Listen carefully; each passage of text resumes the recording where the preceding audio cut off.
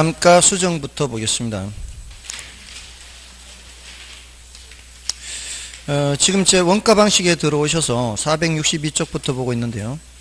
원가 방식에 의해 개념 정도, 개념 산시까지는 봐야 되겠죠.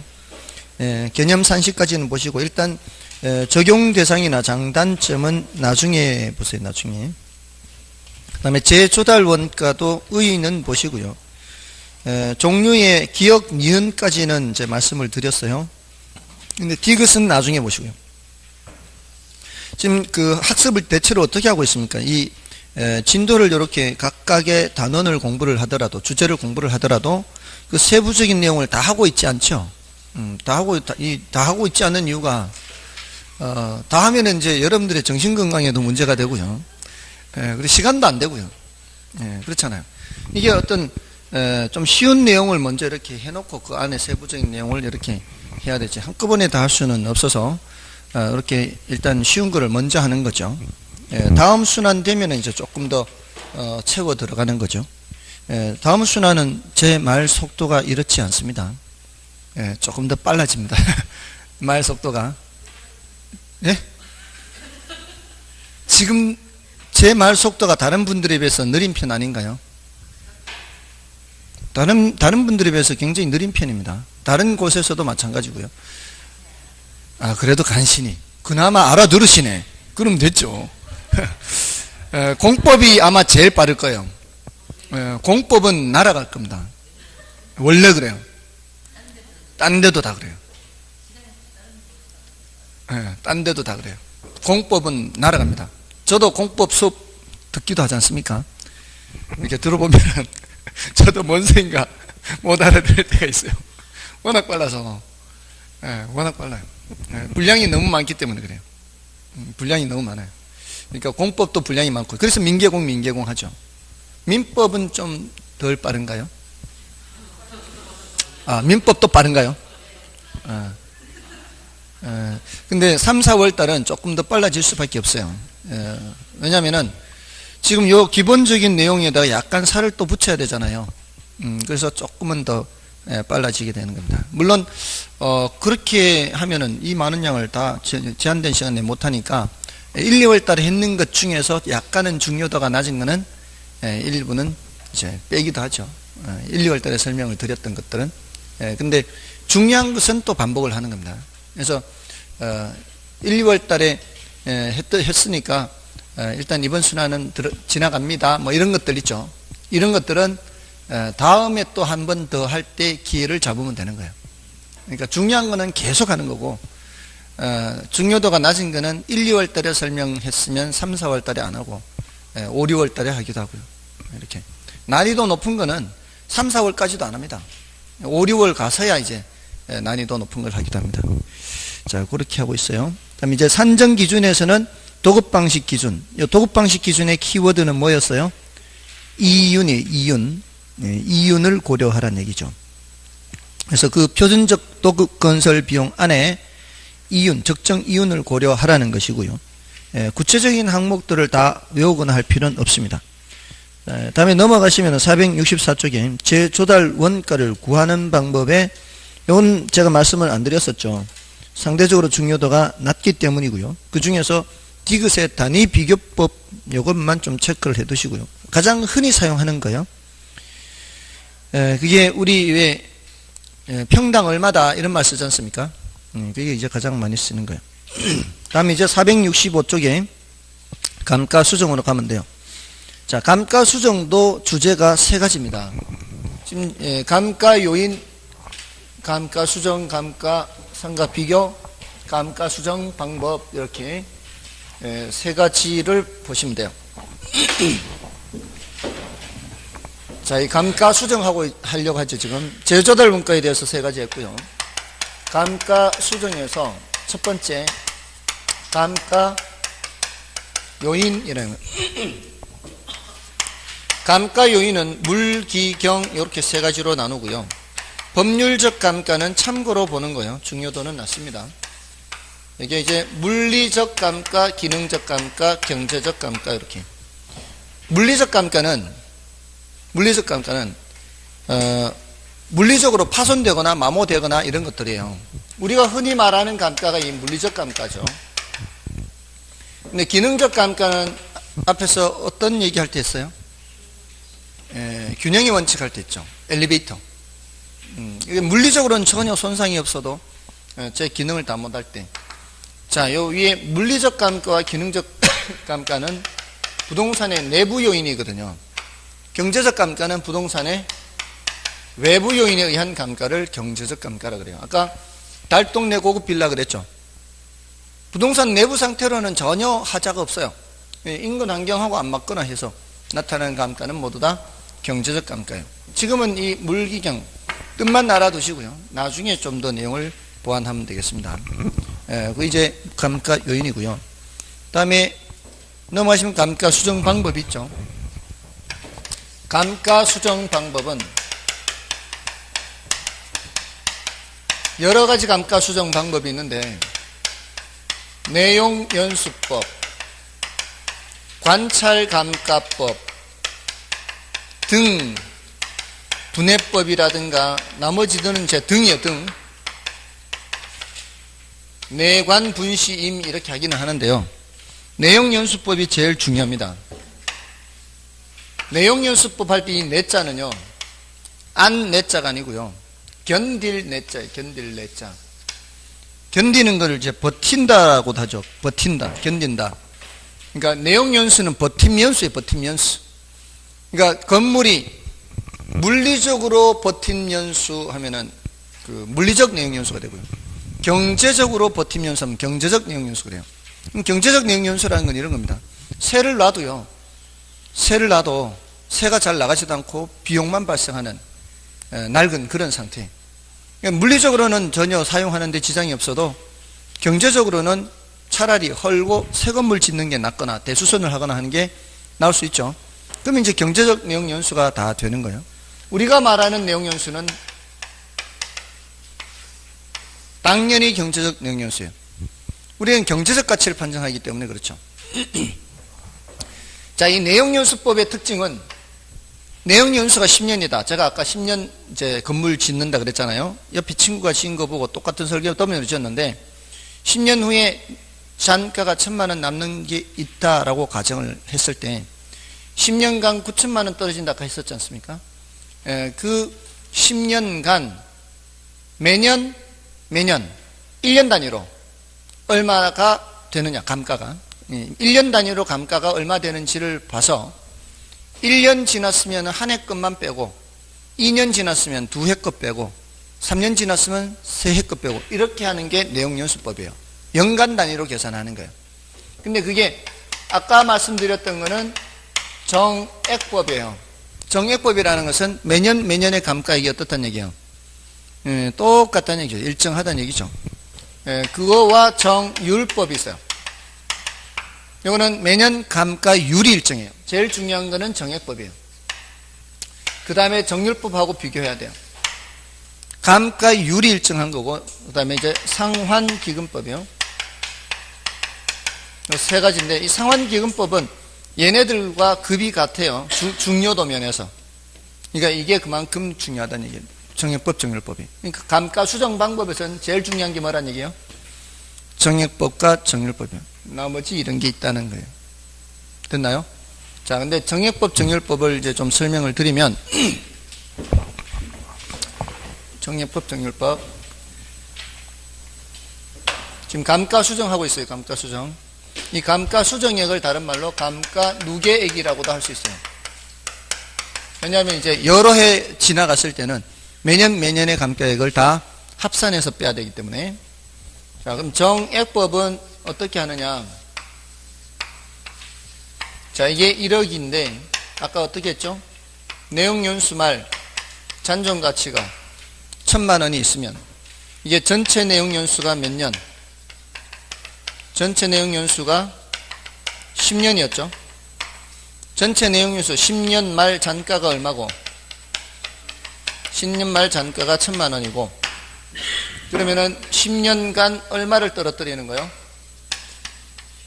10년간 9천만 원 떨어뜨리는 거죠. 이걸 똑같이 정액법으로 한다면은 9천만 원을 몇 등분 해야 돼요? 열등분 했잖아, 아까. 그래서 한 해 한 해 얼마씩 떨어지는 거예요? 이게 똑같이 떨어지죠, 이게. 똑같은 금액씩 하나, 둘, 셋, 넷, 다섯 해서 끝까지 10년까지 이렇게 내려오겠죠. 그러면 10년 지난 거 갖고 있는 사람은 1000만 원짜리 갖고 있는 거예요. 10년 지난 거 갖고 있는 사람은. 그래서 어디서부터 빼나가는 거예요? 제조달 원가 1억에서부터, 제조달 원가 1억이잖아요. 1억에서부터 누계해서 빼내는 거죠. 9일은 9, 9, 28, 93, 27 지난 연수만큼. 맞나요? 계산이 나와서 또 마비된 건가요? 이렇게 해서 이제 계산하면 정액법이에요.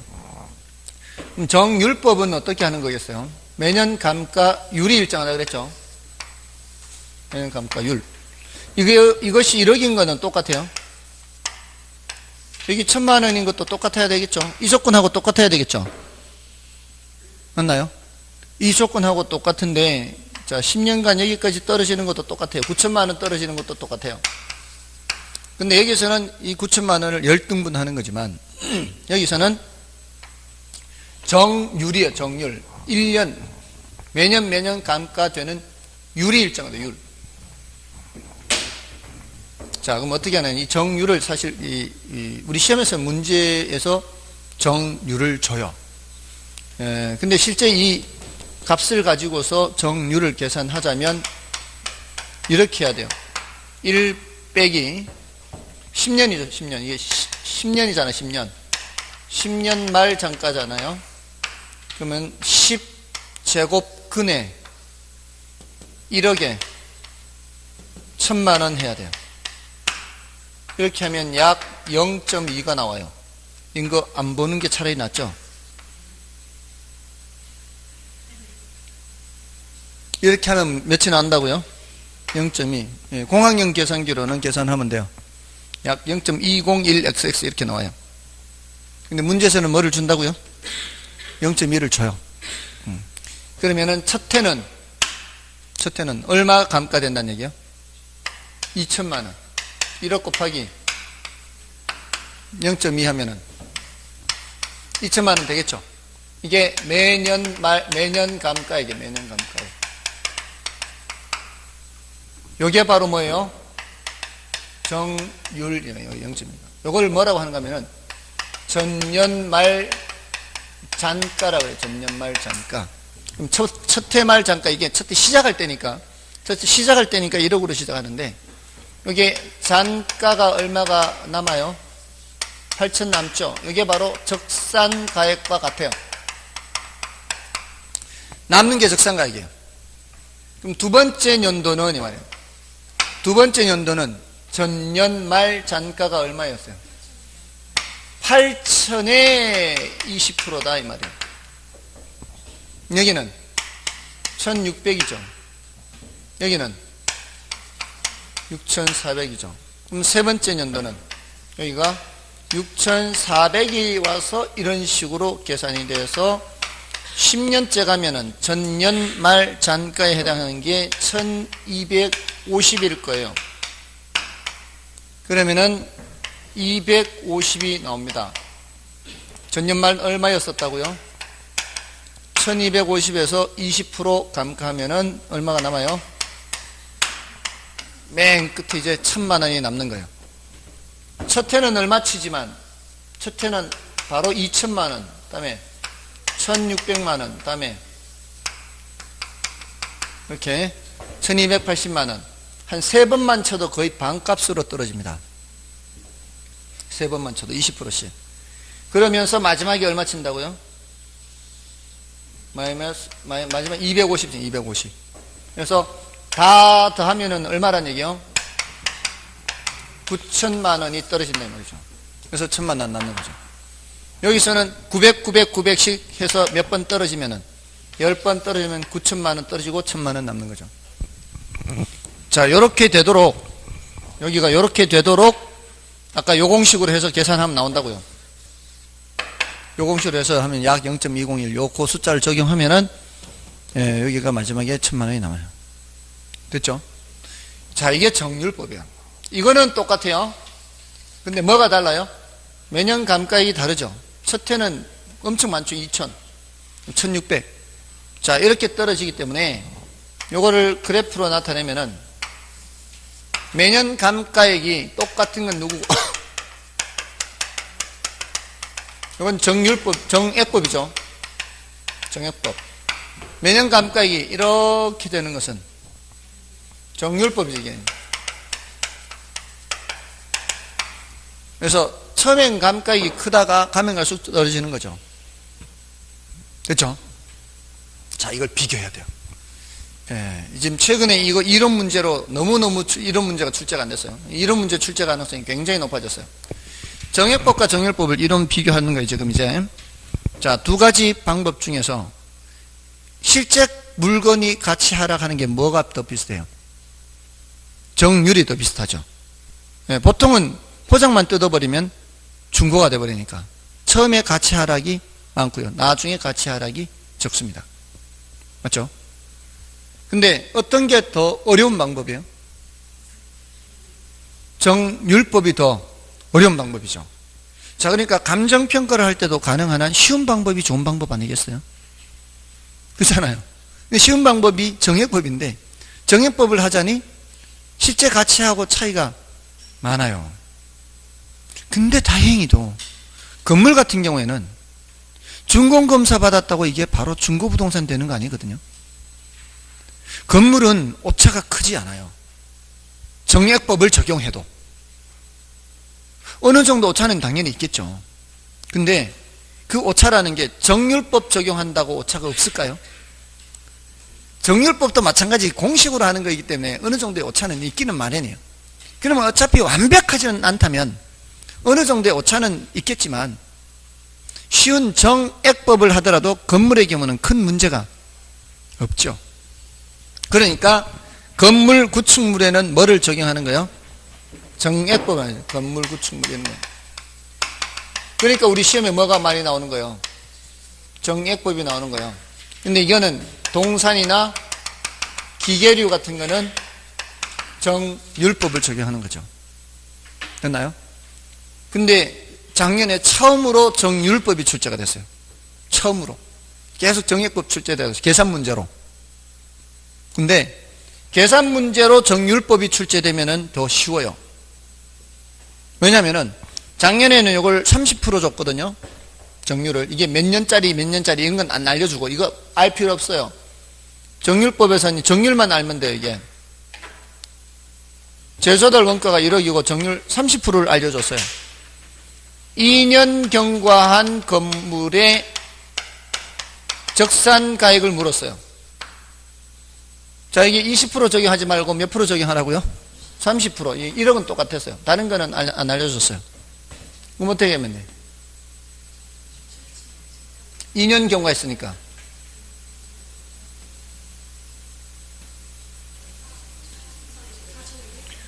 네, 굉장히 어렵게 계산했죠, 지금 다들. 30%가 감가된다는 얘기는 70%가 남는다는 뜻이에요.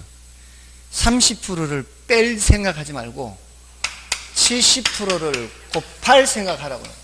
여기가 7천이죠.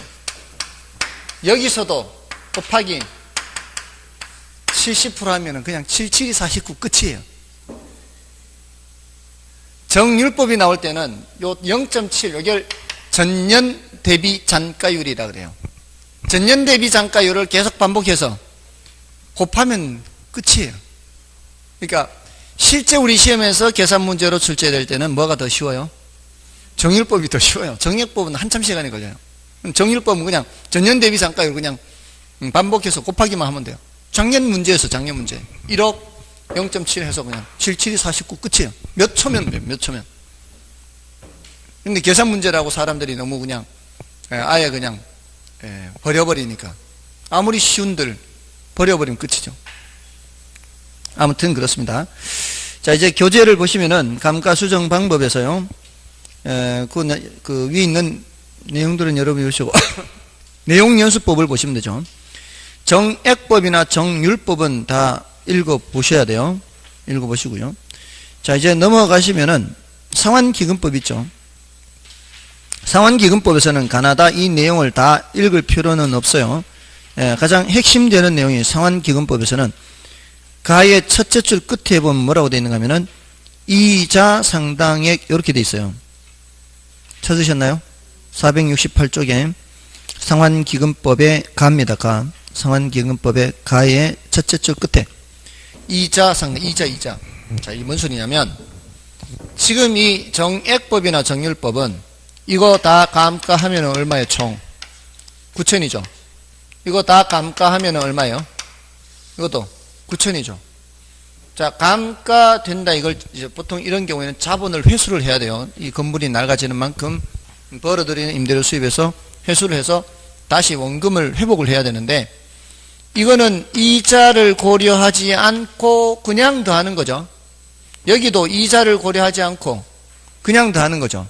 근데 상환기금법은 뭐를 고려하는 특징이 있다고요? 어디 갔어? 상환기금법. 여기 상환기금법은 이자를 고려한다는 특징이 있어요. 매년 감가되는 금액은 똑같아요. 그 점에서는 정액법과 같아요. 매년 감가되는 금액은 똑같은데 얘네들이 회수된 자본이 적립이 돼서 10년 후에 9천이 되면 돼요. 근데 여기서는 이자가 붙어서 9천이에요. 쟤네들은 이자 안 붙고 9천이지만 그러면 이자부터 9천이면은 매년에 불입되는 금액은 900보다는 작아도 돼요. 그래서 상환기금법은 정액법의 900보다는 작은 금액이 돼요. 이 차이가 뭐 때문에? 이자 차이 때문에. 됐나요? 10년 후에 얼마만 모으면 되는 거예요? 10년 후에 9천만 원 모으면 되는 거예요. 그럼 남은 잔가하고 원금 1억이 회복이 되는 거예요. 그 1억 9천만 원을 만들기 위해서 매번 얼마씩 불입하면 될까요? 이게 뭐예요, 이게? 감채기금교수, 감채기금교수. 그래서 무슨 법이라고도 해요? 감채기금법이라고도 해요. 됐나요? 자, 그게 가장 큰 특징이에요. 이자를 고려한다. 자, 이 여러 가지 감가수정 방법에서 이자를 고려하는 방법은 유일하게 상환기금법밖에 없어요. 이자 나오면 상환기금법이고요. 상환기금법 하면은 이자 생각해야 돼. 됐죠? 그럼 됐고요. 그 밑에 그래프는 왼쪽 그래프 위주로 보시고요. 자, 됐습니다. 나머지는 그 타이틀 위주로 관찰감가법, 분해법, 시장추출법, 임대료 손실하는 법 이런 게 있다는 정도면 되겠습니다. 넘어가십시오. 감가수정과 감가상각의 비교 있죠. 470쪽에. 그게 이제 세 번째 주제거든요. 이게 아까 감가수정에서 첫 번째가 뭐였어요? 감가요인 하는 거고, 두 번째가 감가수정 방법, 세 번째가 감가수정과 감가상각의 비교예요. 근데 요거는 나중에 라고 써놓으세요. 확인해야 돼요. 이거는 확인해야 돼요. 자, 이러면은 이제 뭐가 끝났는가 하면은 원가 방식이 끝났어요. 자, 이제 비교 방식의 거래 사례 비교법이에요. 거래 사례 비교법이 시간이 제일 적게 걸려요. 자, 이 거래 사례 비교법은 비준 가액을 계산하는 거죠.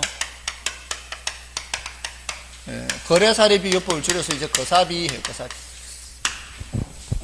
비준 가액은, 이 말이에요, 비준 가액은. 비교 사례를 기준한 가격이다. 그렇죠. 비교 사례를 기준한 가격.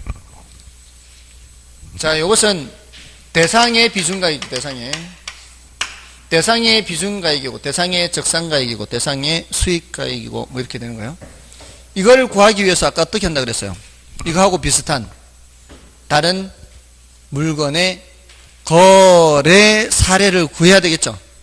그 다른 물건의 거래 사례를 구하는 그 거래 사례 가격을 구해야 돼요. 사례 가격. 사례 가격을 구하는 이제 이 비교하는 놈이죠. 요놈하고 요놈이 완벽하게 모든 조건이 똑같다면 그대로 쓰면 될 거 아니에요. 근데 완벽하게 모든 조건이 똑같을 수가 없죠. 완벽하게 똑같을 수가 없어요. 왜냐하면은 최소한 개별성 때문에 서로 물건이 달라요. 그리고 거래 사례니까 이미 과거에 거래됐던 거 아닌가요? 거래 사례니까 과거에 거래됐을 거 아니에요. 과거에 거래된 놈하고 비교하는 거니까. 그럼 그 시간, 아까 변동의 원칙이라는 거 있죠. 가치 형성 요인이 자꾸 변하잖아요. 가치 형성 요인이 변하면은 가격도 변하니까 몇 달 전에 거래된 것이 그대로 유지될 수가 없잖아요. 그러니까 비교는 하되 차이가 나는 부분은 뭘 해줘야 돼요? 수정, 보정을 해줘. 보정을 해줘야 돼요. 얼굴만 보정하는 게 아니고 이것도 보정해야 돼요. 이것도 보정을 해줘야 돼요. 자, 근데 차이가 나는 부분들을 보정을 하는데, 예를 들어서 이런 거예요. 사례가 1억에 거래됐는데 얘가 급하게 거래되느라고 1억에 거래됐대요. 이민 가려고 물건을 싸게 내놓은 거예요. 자, 그러면 정상적으로 거래됐다면 그거보다는 더 높게 거래되지 않았어요? 그러면 그 더 높게 거래된 금액으로 수정을 해줘야 되겠죠? 그죠? 근데 그 수정 작업을 할 때 우리나라에서는 곱셈의 방식으로 수정을 해요. 곱셈. 곱셈의 특징은 1을 곱하면 같은 수가 되고요. 1보다 큰 수를 곱하면 숫자가 커지고요. 1보다 작은 수를 곱하면 작아지죠. 지금 이 상황에서는 1보다 큰 수를 곱해야 될까요? 1보다 작은 수를 곱해야 될까요? 1보다 큰 수를 곱해야 되겠죠. 정상적으로 거래됐다면 1억보다 더 비싸게 거래됐을 테니까. 맞나요? 자, 곱의 방식으로 하는데, 자, 이렇게 얘가 특별한 사정으로 고가로 거래됐거나 또는 저가로 거래됐을 때 정상적으로 거래되는 것으로 수정하는 작업을 사정보정이라고 해요. 사정보정. 사정보정이라는 표현을 써요. 사정보정. 아시겠죠? 이 단어의 의미를 아시면 돼요. 일단. 자, 근데 사정보정을 하는데 지금 요 사정보정할 때 곱하는 숫자를 사정보정치라고 그래요. 사정보정치. 숫자를. 그 사정보정치를 한번 구해 볼게요. 어떻게 하는지 들어보세요. 잘 보셔야 돼요. 예, 상식적으로 생각하는 거하고 실제로 이렇게 적용할 때는 좀 다른 부분이 있을 수 있어요. 사례가 금매로 인해 정상가 대비 20% 저가로 거래됐대요. 그래서 1억에 거래된 거예요. 그럼 정상적으로 거래됐다면 1억보다는 더 비싸게 거래됐을 텐데 여기에 곱하는 숫자가 1보다 큰 수라야 되겠죠. 그 숫자가 몇일까요? 그 숫자가 바로 사정보정치예요. 몇 줄 곱하면 될까요? 1.2 라고 하면 틀리는 거예요. 1보다 큰 수를 곱하기는 해야 되는데요. 자, 1보다 이걸 이제 분수꼴로 나타내서 판단을 해야 돼요. 이게 이제 뒤에 다른 작업들도 있어요. 그 다른 작업들도 모두 다 사례분의 대상, 분수꼴로 생각을 해야 돼요. 분모의 사례가 되고요. 왜냐? 사례를 기준하기 때문에 기준한 것을 항상 분모로 쓰는 겁니다. 이걸 100분의 100을 기준으로 해서요. 1보다 큰 수로 바꾸는 방법은 두 가지 방법이에요. 하나는 분자를 키우는 방법과 분모를 줄이는 방법이에요. 아시겠어요? 지금 1보다 큰 수를 곱하긴 곱해야 되는데 분자를 키워서 곱해야 되느냐 분모를 낮춰서 곱해야 되느냐 이거란 말이에요. 1보다 큰 수를 구하는 방법은. 자, 근데 문제에서 사례가 이렇게 나왔죠. 사례가 20% 저가. 누구의 누구? 사례가 주어져. 이럴 때는 사례 숫자를 바꿔야 돼요. 저가로 돼 있죠. 20% 낮춰야 돼요. 그럼 어떻게? 80분의 100을 해서 1.25를 집어넣어야 돼요. 1.2로 해보면 짝이 안 맞습니다. 보세요. 1.2를 하면은 1억 2천이죠. 그러면 1억 2천 대비 20% 저가면 2,400이에요. 1억 2천에서 2,400 빼버리면은 9,600이 나옵니다. 1억 안 나옵니다. 아시겠어요? 맞잖아요. 그러니까 아주 그냥 너무 쉽게만 생각하면 안 된단 말이에요. 근데 그게 다 캐치할 수 있는 요령들이 있단 말이에요. 요령들이. 자, 뒤에 다른 거 할 때 대상 부동산이 사례보다 개별 요인이 5% 5% 우세 이렇게 하면 어떻게 해야 된다고요? 대상이잖아, 대상이. 5% 우세죠. 그럼 어떻게 해야 된다고요? 100분의 105 이렇게 해야 된다고요. 그러니까 이 주어를 잘 찾으면 되는 주어를. 자, 근데 이런 수정 작업을 하는 게 사정 보정만 하는 게 아니고요. 거래된 시점과 기준 시점에 시차가 있을 수 있죠. 시차가 있으면 무슨 수정도 해줘야 돼요? 시점 수정도 해줘야 돼요. 그 변동의 원칙에 따라. 변동의 원칙에 따라. 자, 아까 인근지역, 유사지역 하지 않았나요? 인근지역, 유사지역 했죠. 그 인근지역이 대상부동산이 속한 지역이죠. 근데 사례가 인근지역 안에 있으면 지역 요인을 같이 한다 그랬죠. 그럴 때는 지역 요인 비교를 할 필요가 없어요. 지역 요인이 같기 때문에. 근데 사례가 유사지역이라면 이 말이에요. 사례가 유사지역이라면, 인근 지역의 사례가 아니라 유사지역의 사례라면 대상부동산은 여기 있는데 사례부동산은 이쪽에 있어요. 그럼 가격 수준의 차이가 있을 거 아니에요. 그러면은 그 격차를 보정해 줘야 되죠. 예를 들어 제가 사는 아파트 단지 동네하고 저 BRT 다니는 동네하고, 말하기가 마음 아프지만 분명히 가격 차이가 나요. 가격 차이 나죠. 같은 아파트라도 차이가 나는데, 아니 우리 집은 브랜드 있는 아파트고 저쪽은 브랜드가 좀 떨어지는데도 더 비싸. 가격 차이가 나면 그쪽 지역에서 사례를 구했다면 지역 간 격차를 반영해야 되죠.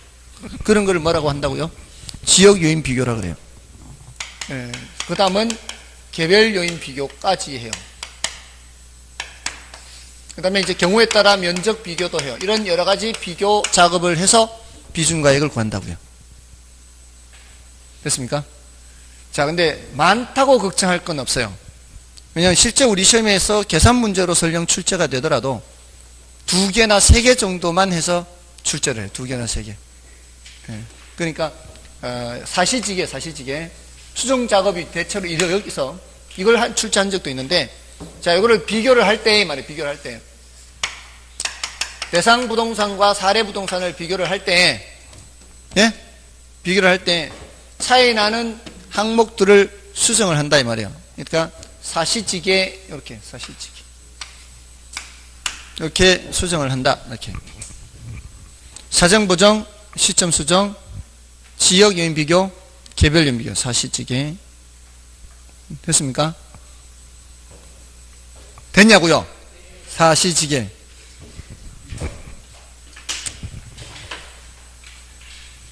자, 이제 요 보정하는 방법도 말씀드렸고요. 내용이 분량이 제일 적습니다. 이 거래사례비교법이. 조금만 더 하면 되는데요. 자, 471쪽에 거래사례비교법의 의의를 보십시오.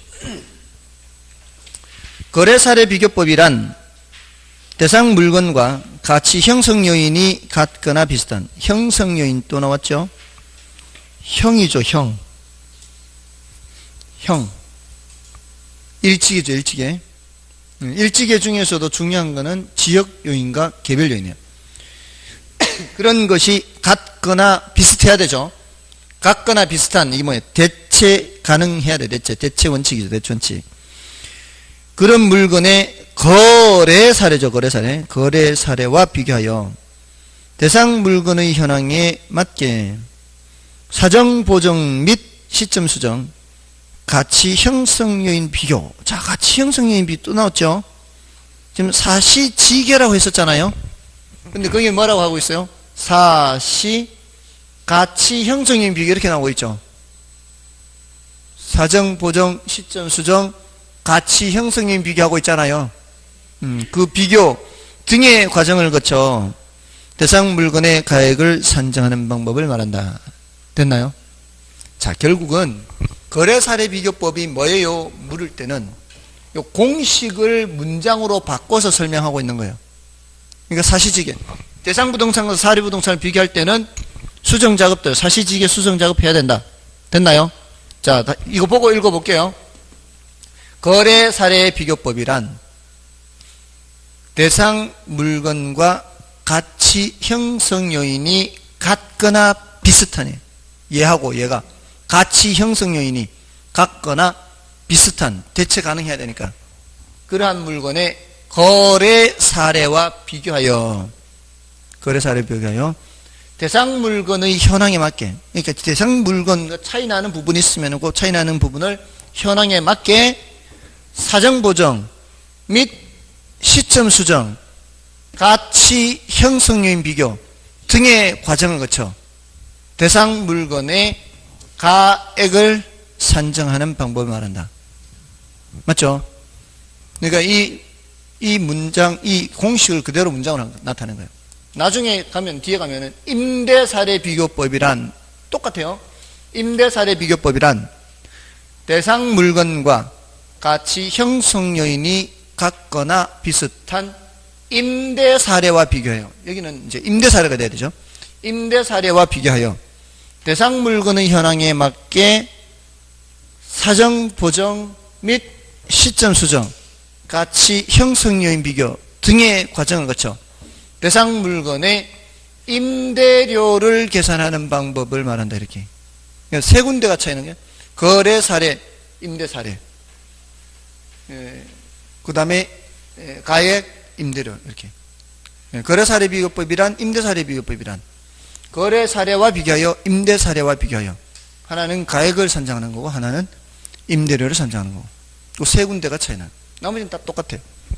자, 이게 이제 거래 사례 비교법이고요. 나머지는 됐고요. 산식 기억을 하셔야 되겠죠. 사실지계 사례와 비교해서. 그다음에 장단점은 나중에 한꺼번에 하면 되고요. 그다음에 사례 선택 기준이라는 게 있죠. 사례 선택 기준 있죠.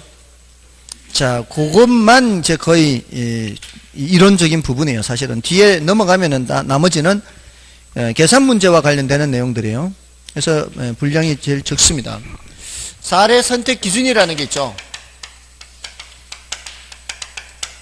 이 사례 선택 기준은 그냥 순서대로 뭐예요? 사시지계, 사시지계. 사정 보정 가능하냐? 왜 이런 말을 하겠어요? 자, 얘가 특별한 사정이 개입돼서 싸게 1억에 거래됐대요. 근데 얼마나 싸게 거래됐는지 확인이 안 돼요.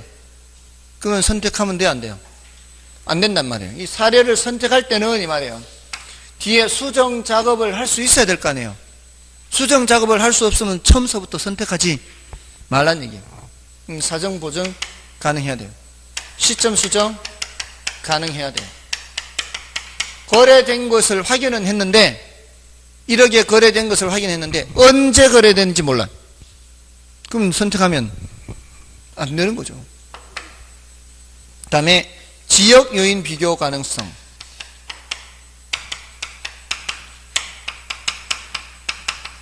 개별 요인 비교 가능성. 자, 요거는 조금만 주의하면 돼요. 이거는 뭐 개별보다는 지역, 얘가 제일 주의를 해야 될 거예요. 이걸 다른 말로 위치 유사성 그래요.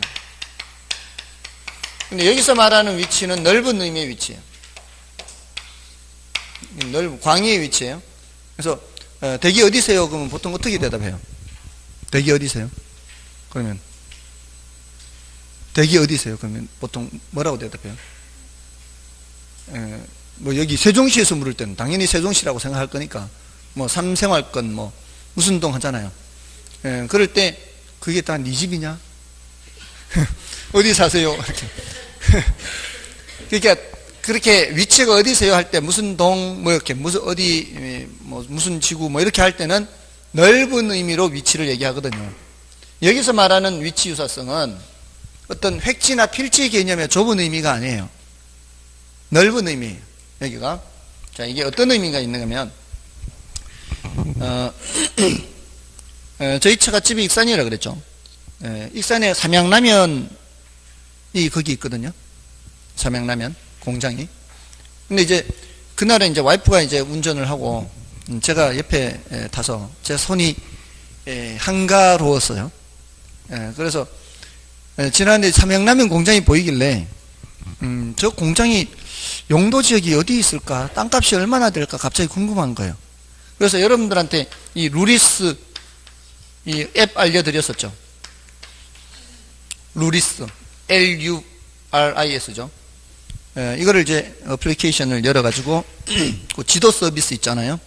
거기에 이제 위치 선택을 터치를 한 후에 그 내가 알고 싶은 땅을 터치를 하면은 거기 색깔이 보라색으로 이렇게 딱 바뀌죠. 그래서 삼양라면 공장 거기를 탁 터치하고 색깔이 보라색으로 바뀌고 거기 이제 규제정보 보기가 있어요. 규제정보 보기 딱 누르면 이제 토지 이용 계획 확인서가 나와요. 거기 뭐라고 되어 있는가 하면은 공장이잖아요. 공장인데 자연 녹지 지역으로 되어 있어요. 자연 녹지 지역 안에 공장이 있다고요. 자, 그러면 이 공업지역이 아니에요. 자연 녹지 지역 아니에요. 그럼 공업지역의 땅값하고 자연 녹지 지역의 땅값이 어떻겠어요? 당연히 다르겠죠. 자, 근데 그 삼양라면 공장 부지가 감정평가 의뢰가 들어왔어요. 평가를 해야 돼요. 그러면 사례가 있다면 공업지역 내 공장 부지 사례를 구해 오면 될까요? 안 되죠. 안 맞죠, 이게.